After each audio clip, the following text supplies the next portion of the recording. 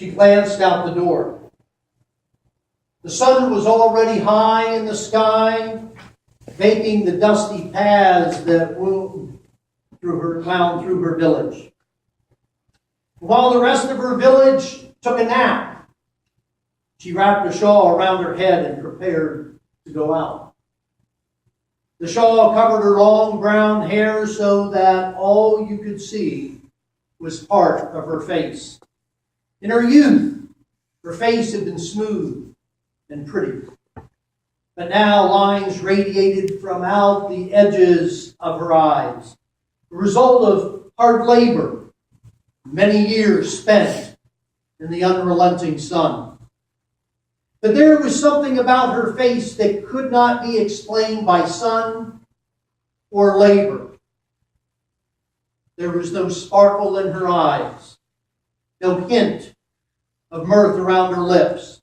Her face betrayed a sadness born of rejection.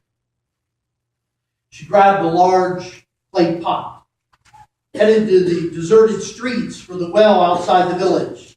Day after day, she made the trek, always in the heat of the afternoon sun, and always alone. The other women in the village would go out early in the morning to get water before the heat set in. That was the sensible time to go. But she did not want to be around the other women. She knew what they thought. She heard what they whispered when they whispered a little too loudly, maybe intentionally for her to hear when she came near. The woman's a tramp. Is it true? 5 husbands? And the guy she's with now isn't even married to her? None of them could stand her? That man she's with now, you know,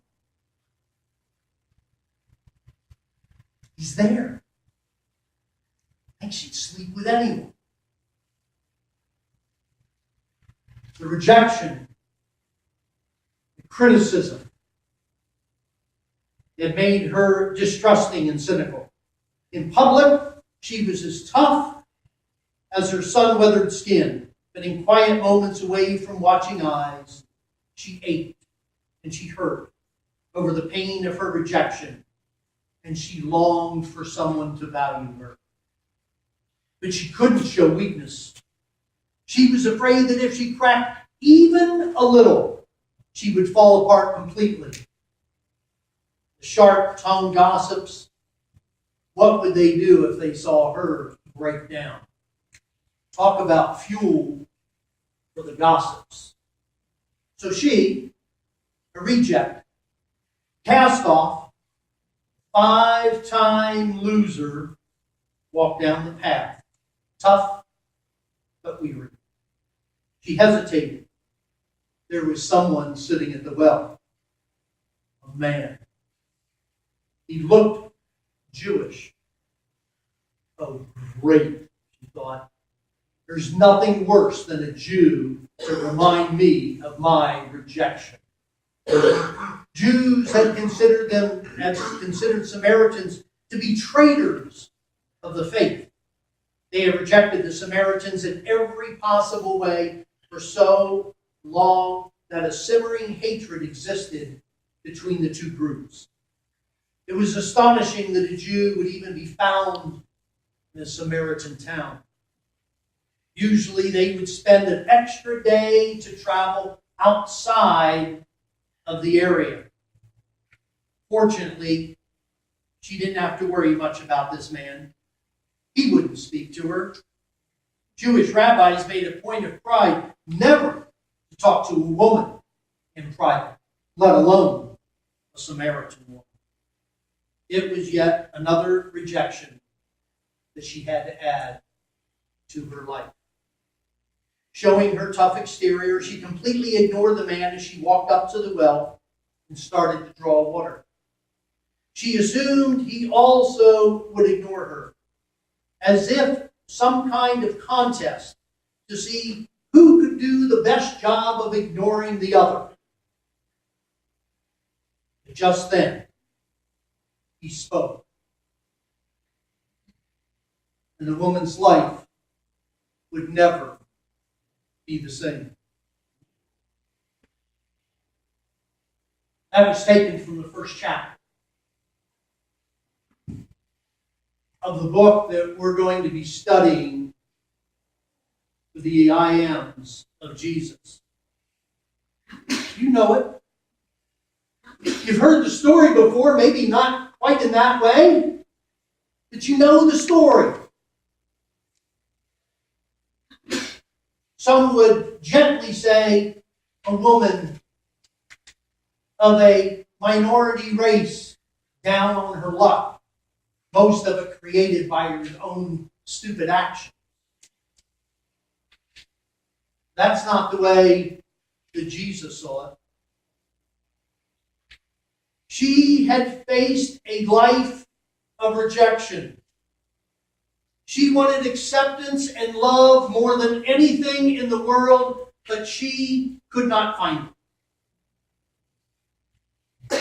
And then she met Jesus at the well.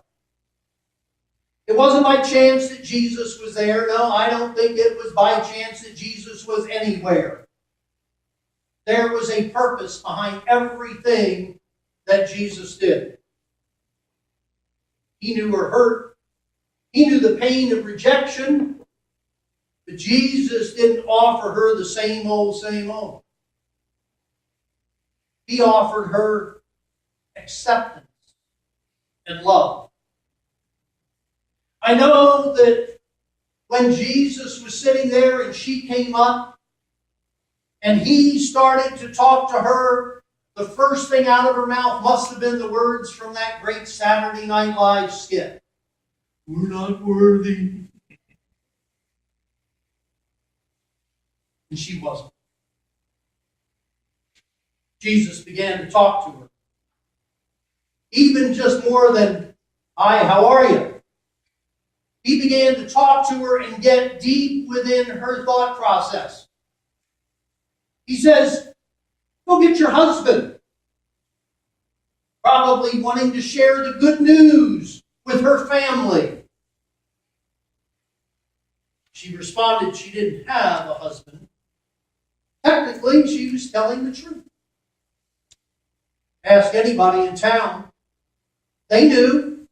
They understood what she was all about. I know for a fact that this woman must have kept the gossips in this little town busy all the time.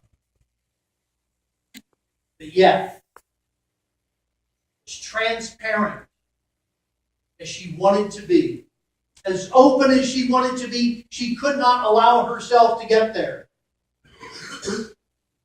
Because the people in town, the gossips, would have a field day. You know, it's especially difficult for people who are people pleasers to expose themselves. They want to help. They want to do everything they possibly can, but yet they are afraid of the fact that if they expose themselves, if they expose their own weaknesses, that will minimize all the things that they're trying to do. Jesus came to the well. When he came there, he didn't offer conditions of the fact that he would speak to her. He came to offer her unconditional love. The woman, for maybe the first time in her life, had experienced acceptance. The man wasn't treating her like everyone else. Notice, he spoke to her, not spoke at her, but to her. Kindly, with respect. There was no judgment. There were no sneers. There was no curse. And there was no ignoring her. And this woman must have thought to herself, I wonder if this is what love looks like. The more they talked, the more she felt accepted. Initially, she tried to snub Jesus. Maybe because she had been snubbed by Jews all of her life. But now, she was curious. She actually longed to have a conversation with someone that was not going to be judgmental. Jesus had this woman's attention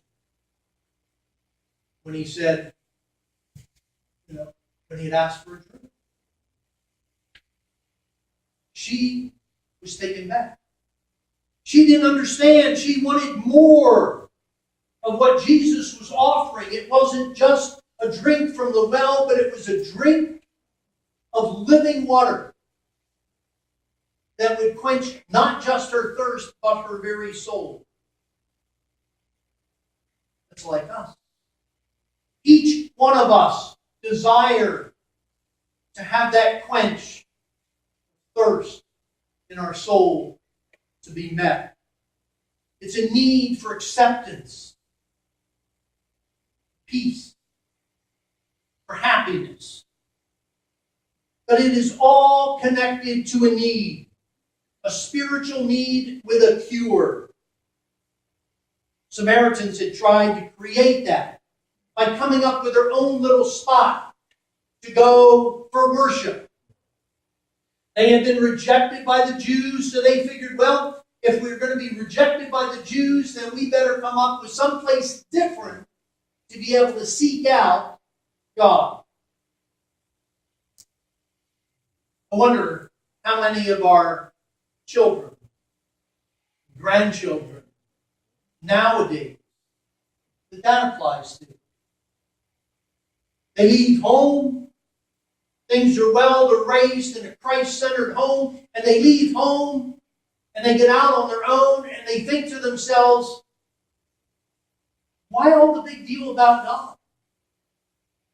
I don't even know if there is a God. And even if there is, what's he care about me? We've heard it. We've heard it from friends. We've heard it from family. We've heard it from people all around us. We long to have an answer. Jesus answered that question for the woman.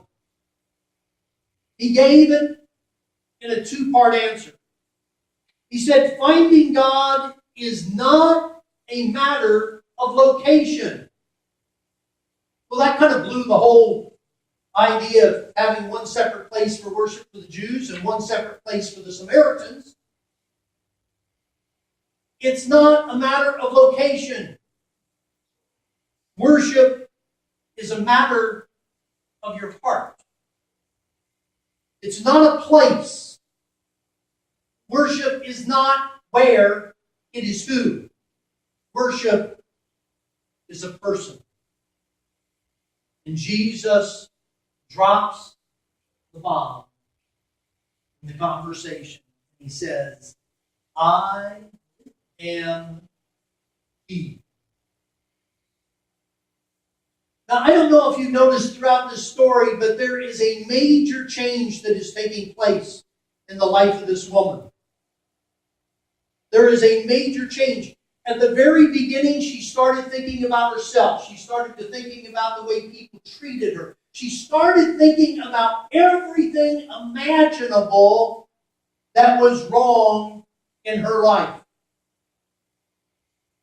And as she spoke with Jesus, the focus became off of her and it became focused on Him. It became focused not on the fact that she was an outcast, not on the fact that she was, as some would say, a 5-time loser. It was focused on the fact that this woman hungered and desired, as the psalmist would say, and thirst for righteousness and for love. Later in the story, after the passage we read, she had gone from that attitude to being a missionary in her community that no one would have ever expected.